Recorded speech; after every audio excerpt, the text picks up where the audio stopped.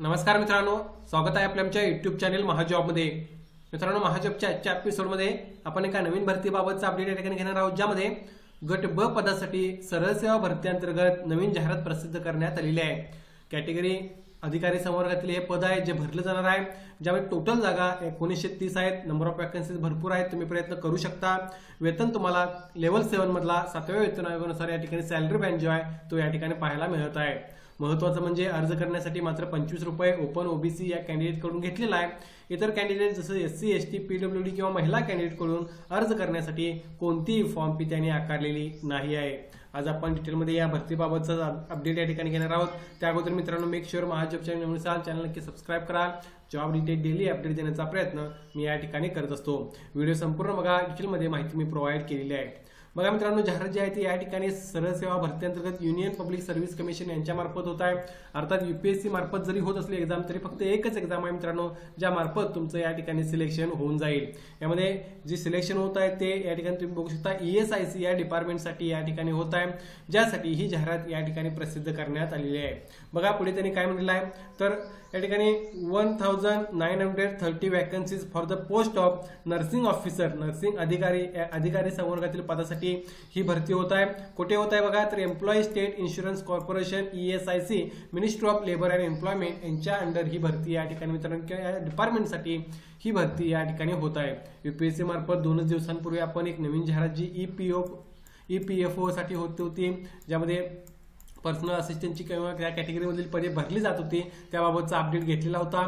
ही नवीन जाहिरात आहे यूपीएससी मार्फतच, ज्यामध्ये नर्सिंग ऑफिसरचं पद ESIC मध्ये या ठिकाणी भरलं जाणार आहे, ministry of labour and employment या डिपार्टमेंटसाठी यामध्ये किंवा या मिनिस्ट्रीसाठी।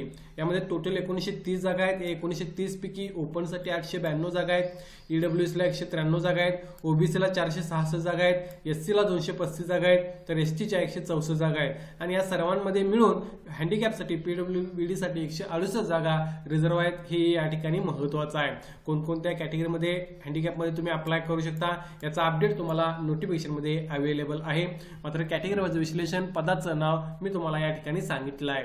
पुढे आपण बघूया, सर्वात महत्त्वाचं म्हणजे इसेन्शियल क्वालिफिकेशन काय लागणार आहे, तर बघा ए किंवा बी यापैकी कोणतेही क्वालिफिकेशन तुमच्याकडे असणे आवश्यक आहे। ए मध्ये सुद्धा 2 रिक्वायरमेंट आहेत, ज्यामध्ये BSc honours in nursing from a recognised university किंवा regular courses in BSc nursing from a recognised university और institute post basic BSc nursing असेल तरी तुम्ही अप्लाय करू शकता। प्लस या ठिकाणी सेकंड जे क्रायटेरिया आहे यामध्ये रजिस्टर्ड ॲज अ नर्स और नर्स अँड मिडवाईफ असं तुम्हाला असणे आवश्यक आहे। स्टेट नर्सिंग काउन्सिलकडे तर अर्ज करू शकता।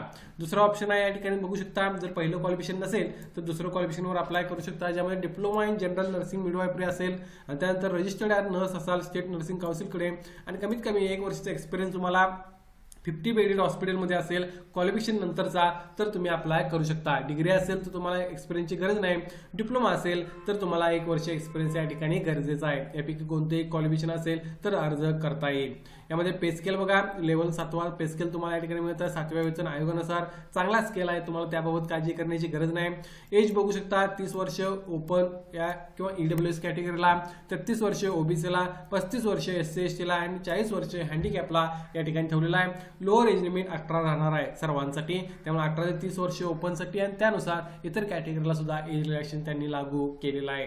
पुढे बघा, या ठिकाणी अदर डिटेल्समध्ये ग्रुप बी मधली पद आहे जे परमनंट आहे, नॉन मिनिस्ट्रियल पद आहे। याचा हेडक्वार्टर्स आहे ESIC कॉर्पोरेशन दिल्ली या ठिकाणी आणि लायबिलिटी सर्व एनिवेअर इन इंडिया। तुम्हाला इंडियामध्ये कुठेही जॉब लोकेशन मिळू शकतं, महाराष्ट्रामध्ये सुद्धा या ठिकाणी मिळू शकतं। एक्झाम मात्र नक्कीच महाराष्ट्रामध्ये होणार आहे। प्रोबेशन पिरियड 2 वर्षाचा आहे, तो तुम्हाला त्या ठिकाणी कव्हर करावा लागेल। पुढे बघा, या ठिकाणी scheme and syllabus for recruitment test, तर स्कीम मध्ये बघू शकता the test will be of 2 hours duration, 2 तासाचे टेस्ट किंवा 120 मिनिटांची टेस्ट असणार आहे। All questions will carry equal marks असणार आहेत।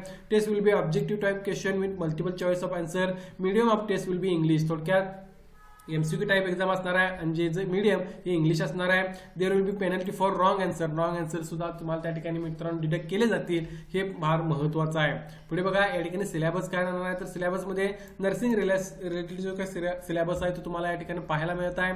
सायकोलॉजी या ठिकाणी सोशियोलॉजी याबाबतचे क्वेश्चन तुम्हाला विचारले येतील, ज्यासाठी तुम्हाला प्रिपरेशन करायचे आहे। यामध्ये 100% वेटेज जे असणार आहे मित्रांनो ते रिक्रुटमेंट टेस्टसाठी असणार आहे, त्यामार्फतच तुमचं फायनल सिलेक्शन त्या ठिकाणी होईल। महाराष्ट्रामध्ये जर बघितला तर मुंबई, नागपूर, नाशिक आणि पुणे आणि नवी मुंबई या ठिकाणी एक्झाम सेंटर्स दिलेले आहेत. कोणतेही एक एक्झाम सेंटर चूज करून तुम्ही एक्झाम देऊ शकता. जर अप्लाय करणार असेल तर लवकरात लवकर करा.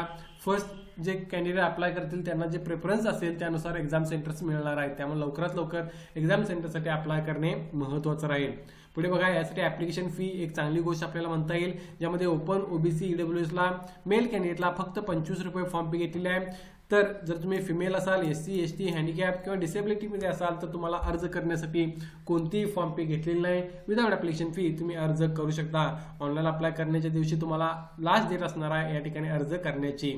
यामध्ये काही महत्त्वाचे डेट्स तुम्ही बघू शकता. 27/3/2024 पर्यंत तुम्ही ऑनलाईन अप्लाय करू शकता. ही क्लोजिंग डेट राहणार आहे. एडिट करेक्शन्स काय असतील ते 28 मार्च ते 3 एप्रिल पर्यंत तुम्ही करू शकता. या भरतीचा अपडेट तुम्हाला इमाजॉब ॲपवर पाहता येईल. त्या ठिकाणी तुम्ही अधिक माहिती घेऊ शकता. मात्र नक्कीच एक चांगली संधी आहे. तुम्ही नक्की या ठिकाणी प्रयत्न करणे आवश्यक आहे. या भरतीबाबत काय डाऊट असेल तर कमेंट करून विचारा. महाजॉब चॅनल नक्की सबस्क्राईब कराल. अशाच प्रकारचे डेली अपडेट देण्याचा प्रयत्न मी या ठिकाणी करत असतो. धन्यवाद.